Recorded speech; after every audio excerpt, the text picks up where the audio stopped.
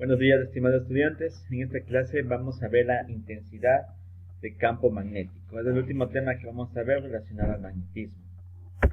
Antes de comenzar la clase, vamos a hacer una pregunta de desequilibrio cognitivo. Como ustedes se dan cuenta, nosotros tenemos una gráfica en la cual tenemos un conductor que es el cable. En este caso tenemos conectada un foco y aquí nosotros tenemos una brújula. Es interesante lo que menciona a continuación. Este es un tema referente al electromagnetismo. Menciona si un conductor rectilíneo por el que circula una corriente eléctrica se sitúa cerca a una brújula, ésta se desvía de su posición, buscando la perpendicularidad al conductor. Entonces, como este conductor en esta parte es una línea horizontal, para que sea perpendicular, la brújula debe estar verticalmente, ¿sí?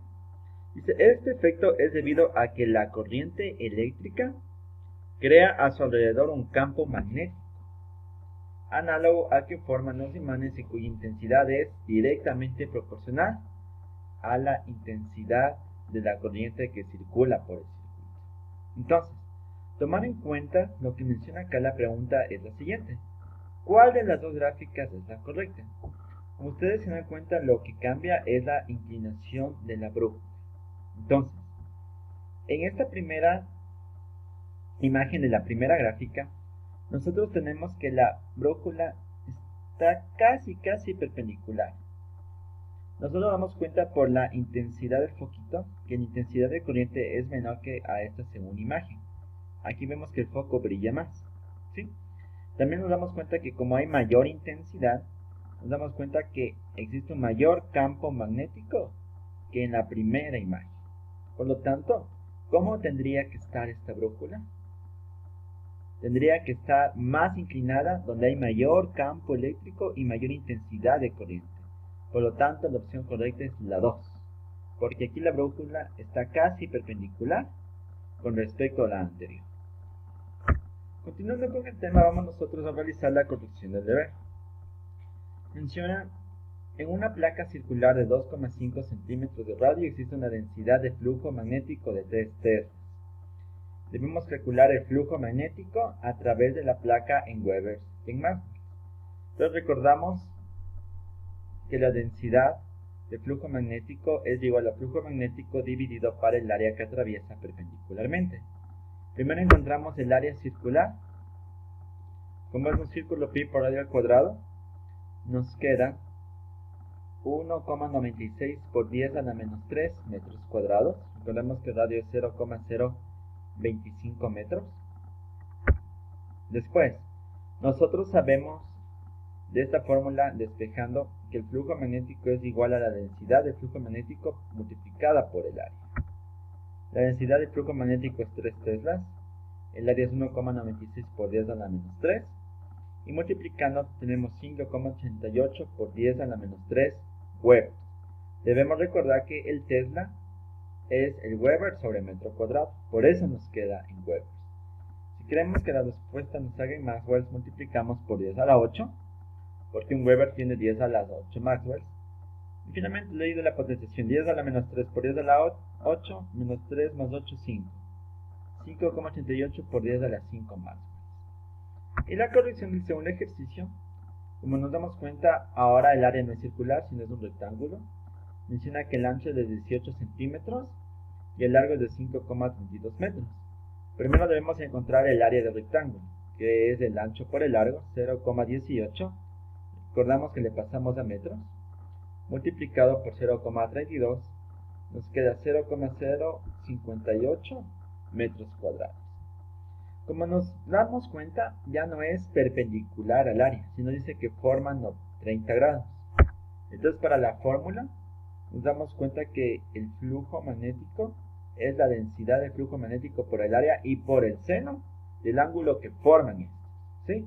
El ángulo menciona que es de 30 grados. Entonces reemplazamos los valores. Densidad del flujo 0,45 teslas, el área 0,058 metros cuadrados y el ángulo es 30 grados, entonces por el seno de 30 grados. Y la respuesta que nos queda en Webers es de 0,013 Webers. A continuación, Vamos a revisar brevemente la clase anterior. Habíamos hablado de la permeabilidad relativa. Sí, pues la permeabilidad relativa es la permeabilidad de la sustancia material dividida para la permeabilidad del vacío. Y recordamos que la permeabilidad relativa está en Tesla por metro sobre amperio. La permeabilidad de la sustancia también está en Tesla por metro sobre amperio. ¿Sí? Entonces vamos a resolver el problema a continuación. Muy bien. Nosotros vamos a aplicar este concepto de la permeabilidad de un material, de la permeabilidad magnética, dentro de la intensidad del campo magnético. ¿Qué es la intensidad del campo magnético? Es el cociente que hay entre la densidad de flujo magnético y la permeabilidad magnética. Su expresión matemática es esta. Densidad de campo magnético, que vamos a representar con la H mayúscula, es igual a la densidad de flujo magnético con la B mayúscula dividida para la permeabilidad magnética. ¿Sí? Entonces recordamos que la densidad de campo magnético se mide en Tesla. En cambio, la permeabilidad magnética se mide en Tesla por metro sobre amperio. Por lo tanto, al simplificar Tesla con Tesla y al hacer extremos con medios, nos queda que la intensidad de campo magnético está en amperios sobre metro. Y vamos a hacer un problema relacionado a este tema. Dice, una barra de hierro cuya permeabilidad relativa es de 12.500. La permeabilidad relativa es adimensional. ¿Sí? La permeabilidad en el vacío es la que tiene un valor. Por lo tanto, la permeabilidad del material va a estar en la misma unidad que esta permeabilidad en el vacío. Se coloca en una región de un campo magnético, en el cual la densidad de flujo magnético, nos está dando cuánto vale B mayúscula, es de 0,8 teslas. Menciona, ¿cuál es la intensidad de campo magnético originada por la permeabilidad del hierro? Entonces, lo primero que debemos tener en cuenta es que nosotros necesitamos encontrar la permeabilidad magnética. Aquí el problema nos está dando la permeabilidad relativa del hierro, es esta UR. Si queremos nosotros encontrar la permeabilidad del hierro, lo que hacemos es multiplicar la permeabilidad relativa por la permeabilidad en el vacío. La permeabilidad relativa es 12.500, es adimensional. La permeabilidad en el vacío, como vimos en la diapositiva anterior, es 4pi por 10 a la menos 7 tesla metros sobre amperio. Multiplicando los valores ya tenemos que la permeabilidad del hierro es de 0,0157 tesla metros sobre amperio. Ahora, nos pide que encontremos la intensidad del campo magnético. La intensidad del campo magnético es la densidad de flujo dividida para la permeabilidad del material, es decir, para este valor. Reemplazamos los datos. La densidad de flujo magnético es 0,8 teslas. La permeabilidad del hierro es de 0,0157. Se simplifica tesla con tesla.